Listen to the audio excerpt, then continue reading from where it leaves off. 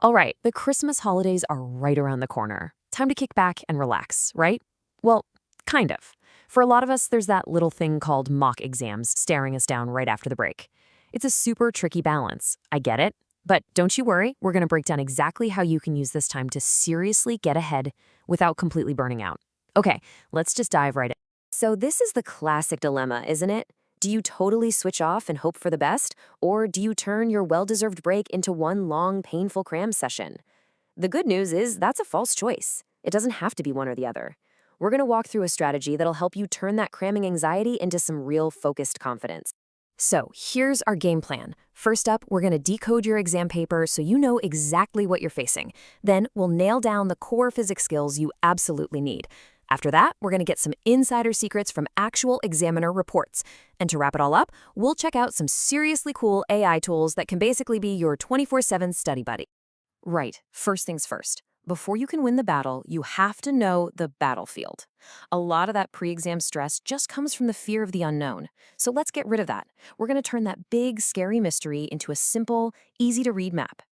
So what's actually on the test? When you look at an A-level syllabus, you realize it's not some infinite black hole of information. It's all laid out for you. You've got your core concepts, right? Then there are specific applications, like the physics of X-ray imaging. And of course, those practical skills experiments, like measuring the speed of sound. The key thing here is that it's all in the specification. It's a finite list, which means it's totally manageable. Okay, so now that we know what's on the paper, let's get into the how. How do you actually tackle these questions and get the marks?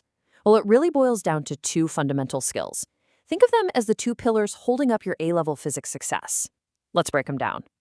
On one side, you have your mathematical calculation. You know, physics is packed with problem solving, and being comfortable with the maths is pretty crucial.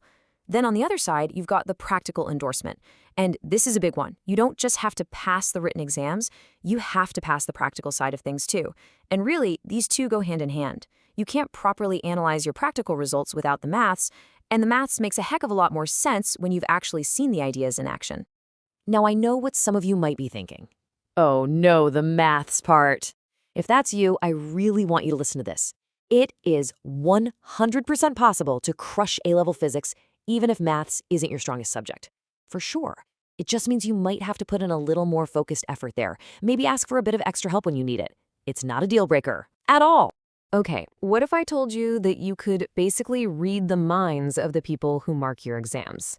Well, you kind of can. Examiners' reports are the ultimate cheat sheet. They show you exactly what scores points and what gets you a big fat 0.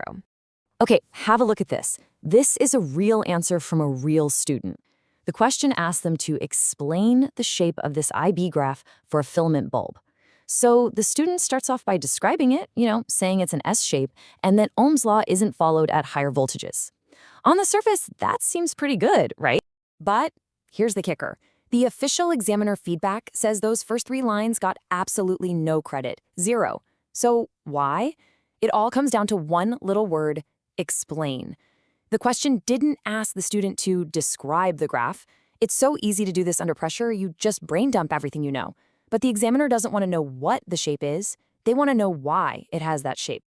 And this is just brilliant because it shows you exactly what to do.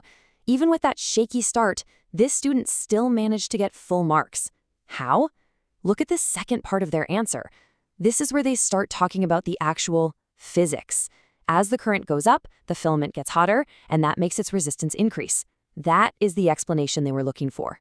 So, the takeaway here is massive. You've got to follow this checklist. Pay super close attention to those command words. Here's a pro tip. The moment you read a question, physically take your pen and circle the command word. It's a tiny little thing, but it forces your brain to slow down and really process what's being asked. And of course, always show you're working and try to build your answers around a specific physics principle. This is your recipe for hitting those top marks. All right, we've talked strategy, we've talked technique. Now for the really cool part, the tools. Let's be real, revision isn't what it used to be. There are some incredible resources out there now that can give you a huge advantage, especially when you're studying over the holidays and your teachers aren't around. Just imagine this for a second. It's, say, 10 o'clock at night. You're completely stuck on a problem, and there's nobody around to help. What if you could just pull out your phone and have an expert tutor explain it to you right then and there? Well, that's not science fiction anymore. It's real. And hey, you don't have to just take my word for it. Look at what other students are saying. They're calling these tools a game changer, a lifesaver. People are using this stuff to check their homework, to finally understand those concepts that just wouldn't click, and to prep for their exams whenever, wherever. So what can these AI tools actually do for you? Well, you've got apps like PhyWiz and AI Physics Solver that are amazing for getting you unstuck on a specific problem, giving you step-by-step solutions. Then you have others like Medley AI that are designed for more structured revision. They can figure out your weak spots and build a custom study plan just for you. They can even mark your practice answers against the real exam syllabus. It's seriously like having a personal tutor, an examiner, and an endless question bank all rolled into one. So, there you have it. You've got a map of the exam, you know the core skills you need to work on, you've got the inside scoop from the examiners, and you have a powerful AI toolkit ready to back you up. You have the strategy, and you have the tools. So the only real question left is, how are you going to use this Christmas break to absolutely own your revision and walk into those mocks feeling ready and confident?